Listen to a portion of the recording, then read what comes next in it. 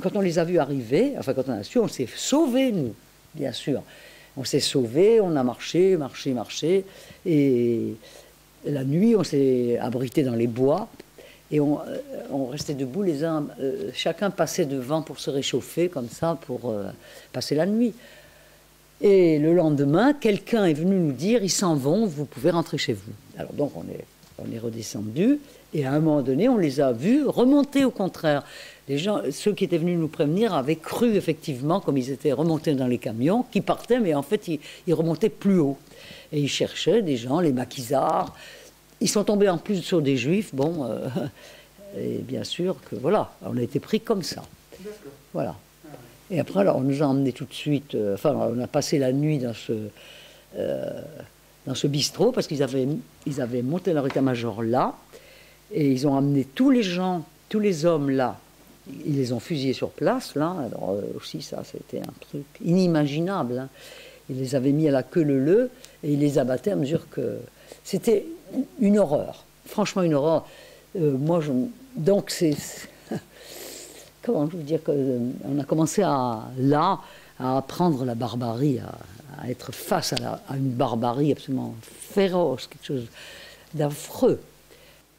On nous a tous mis au mur pour nous fusiller. Et donc, il y avait une autre famille juive là, qui a été arrêtée, et nous étions 5, hein. On était tous devant le mur, et moi, mon souci, qu'on allait mourir, quoi, n'était pas la mort, c'était que j'avais peur que ça fasse mal. J'étais encore un peu comme une enfant. Alors j'étais complètement affolée, complètement stressée, enfin je sais pas comment, tétanisée. Donc je demande à mon père, est-ce que ça va faire mal? Et lui m'a dit, mais tu ne sentiras rien, et surtout ne verse pas une larme, parce qu'on ne va pas montrer à ces gens-là que voilà, on est debout, courageux, et c'est tout. Et j'ai gardé, donc c'est la dernière parole de mon père. J'avais un père que j'admirais, que je ne savais pas avoir admiré tant, et pour finir, il a fini sa vie d'une façon pour moi extraordinaire. Pendant des années, je me suis posé beaucoup de questions, parce que la mort de mon père, j'ai pensé que la mort de mon père m'avait laissé indifférente, ce qui n'est pas exactement le mot, mais par rapport à ce qui est arrivé après à ma mère, je n'ai jamais supporté la façon dont dont on a été séparés de ma mère quand on est arrivé d'Auschwitz. Ça, j'ai jamais pu. C'est une chose la plus horrible qui se soit passée dans ma vie, ça. Et après, j'ai beaucoup analysé ça, comment mon père, ça m'a laissé complètement indifférente. Mais j'ai trouvé la raison, c'est que j'ai analysé, je regardais ma mère vivre, comment elle avait pu supporter cette chose-là, voir son mari fusillé sous ses yeux. Et la mort de mon père est passée pour moi, ne m'a pas fait souffrir, parce que tellement je souffrais pour elle. C'est fou, hein, une chose pareille. Donc j'ai analysé ça il n'y a pas longtemps, ces dernières années seulement, parce que ça m'a toujours posé problème. Toujours. Voilà. Alors, mon petit frère avait 14 ans à l'époque, ma soeur 15 ans, et moi 18. Et bon, ma mère essayait de nous mettre la main devant les yeux, mais bon, on avait tout vu ça. Après, on nous a chargés sur des camions. Et pendant ces 2 jours, on n'avait pas mangé. Alors ça, c'est aussi... dans ce bistrot, on connaissait très bien les gens du bistrot. Moi, j'allais à l'école avec une des filles, là, et la maman était là, et elle a été sommée de préparer de la polenta pour l'armée allemande, là, qu'il y avait, avec interdiction de nous en donner, bien sûr. Et quand le lendemain, on nous a chargés sur les camions, nous, pour nous emmener, malgré que ça lui était interdit, elle est montée sur le camion. Il y avait un soldat allemand qui barrait l'entrée avec une mitraillette, elle l'a poussé, elle est montée sur le camion et elle nous a donné sa polenta à manger. Donc on peut rencontrer, moi j'ai rencontré là des actes d'héroïsme de cette femme. Quand on est rentré de déportation, j'ai été la voir, et c'est dans son hôtel que là, entre-temps, j'avais rencontré mon mari et tout ça. C'est dans cet hôtel qu'on a conçu ma fille. C'est fou. Là où tout avait été, j'entends, rasé, la vie, c'est là qu'elle est repartie. Ouais.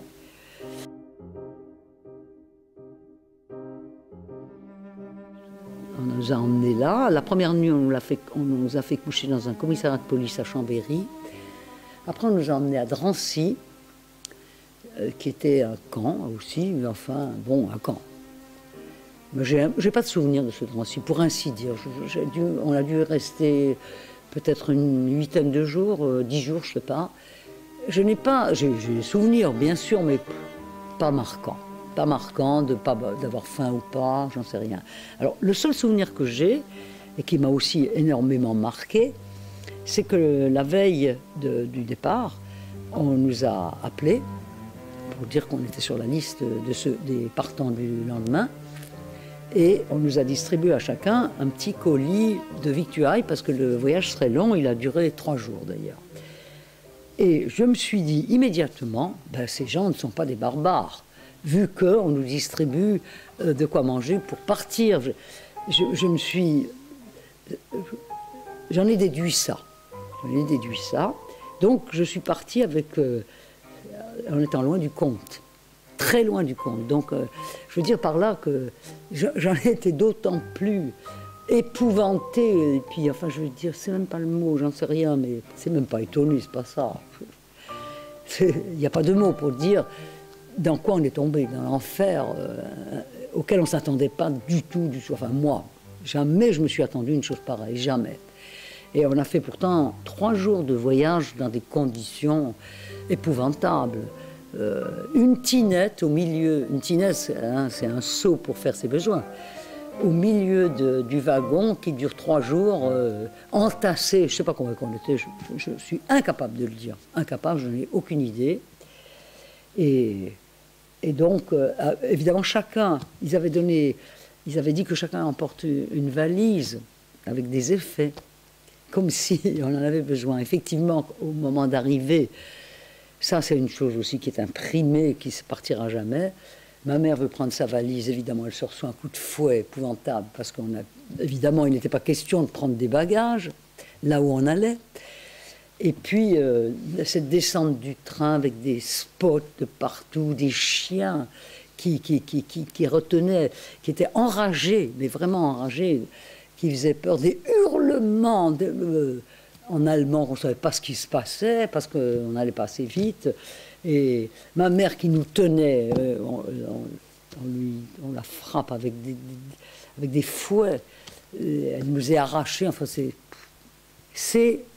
je ne sais pas comment c'est l'apocalypse, mais c'est un enfer. Un enfer, c'est comment on peut survivre à ça déjà. Voilà. Comment on peut survivre à ça déjà? J'en sais rien. Voilà.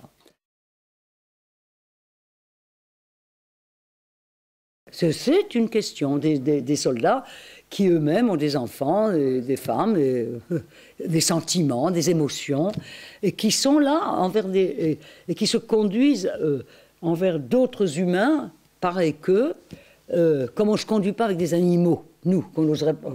Moi, je n'ai pas un amour fou des animaux, mais je ne me permettrai jamais d'en frapper un. C'est vrai.